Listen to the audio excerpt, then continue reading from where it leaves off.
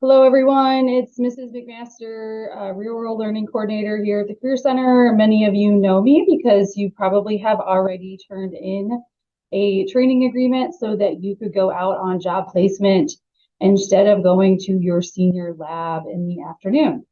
What I'm going to do today is I'm going to walk you through our new Job Ready software.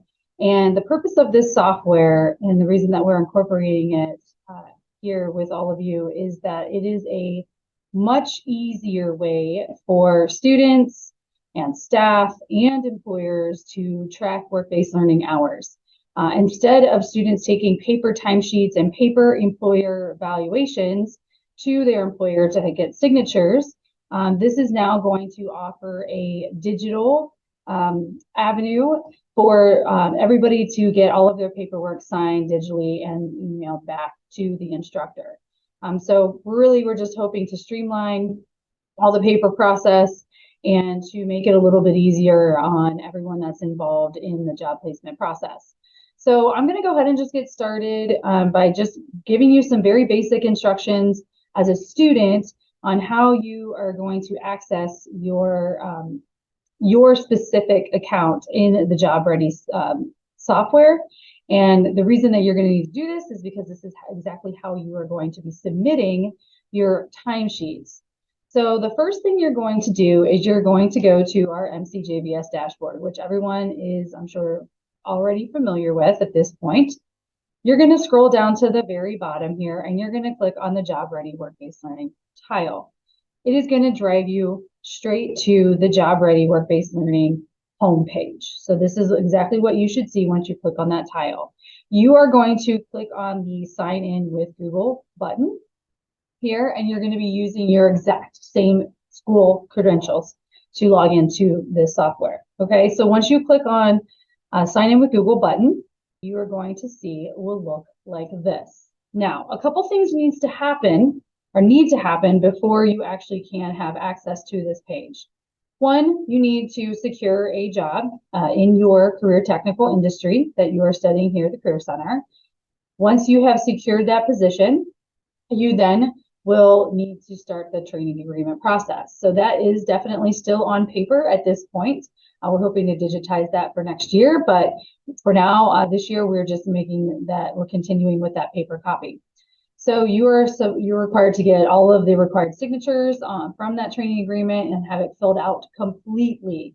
It is super important that you have the correct email address to your direct supervisor or manager at that job. And the reason for that is they are going to be the ones, whoever you list on your training agreement, whatever email you write on that training agreement, that is who is going to be receiving your work logs or your timesheets rather on a weekly basis and be confirming those hours and signing off on those hours. So it's crucial that you are getting the correct email to the correct supervisor that's overseeing you during your job placement experience. So one other thing to point out is timesheets also mean work logs. So the software refers to timesheets as work logs. Same thing. Work logs are timesheets. Timesheets are work logs. Okay, just to kind of clarify that. I don't want any confusion. The work logs are nothing different than a timesheet. Okay. All right. So once you have all of that in place, and I have your training agreement, you've received your gray job placement card. That means you're ready to go. Your teacher has given you a date that they're ready for you to go out on placement and not have to report to lab anymore. You will be able to access this page. And you will first click where it says select an experience. All right, so I'm just the demo student. So obviously this is, instead of demo, it should have a first and last name, and then it's going to have, instead of business, it's going to have the name of the business or company or employer that you are working for. So what you're going to do next is you can do two things. You can either just add an experience by clicking this blue button here, and you can start filling in your times. So it's very similar if you've been using our old online timesheet. It's very similar to that. You're selecting the date that you started, the end date. So this should reflect the exact same day. Okay. So I'm going to put November 8th. And these are the times that I worked on November 8th. So I started on November 8th and I ended on November 8th. And then I'm going to go ahead and put my times in. And I'm going to put, I got there at probably 11:30.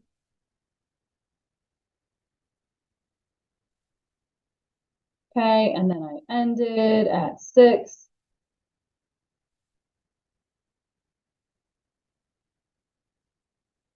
p.m.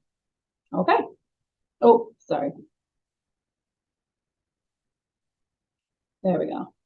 Okay, so make sure that the PM is reflected here. You don't want an AM and a PM. Okay, there's no way that could be happening because you're in your academics in the AM, unless you are a student that has a 10:25 dismissal time and you get to your work by 11, then you can definitely put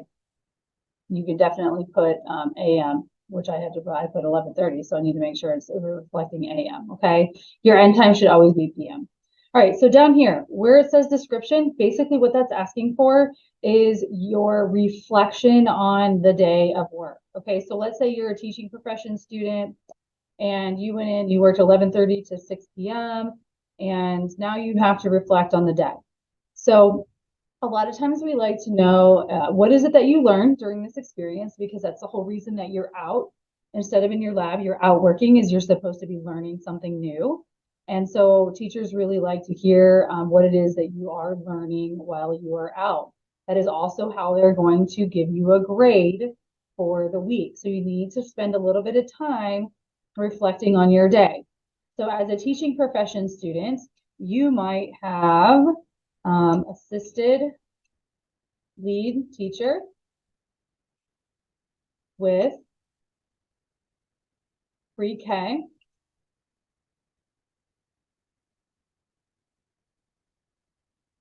curriculum